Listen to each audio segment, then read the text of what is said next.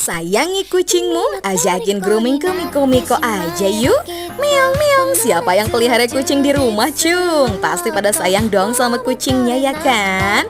Hayo ajakin kucingmu grooming ke Miko-Miko Pet Shop. Treatmentnya tuh bakalan manjain si Meong. Nah, kali ini Mimin bawa si Endut buat grooming ke sini nih. Dia kan suka melancong jalan-jalan keluar tuh, badannya pasti kena debu dan kotoran ya kan? Biar bersih, cus dibawa treatment aja ke Miko-Miko.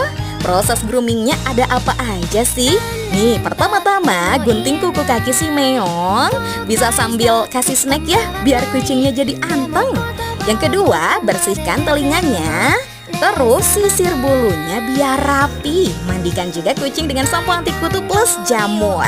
Dijamin bakal bikin wangi deh.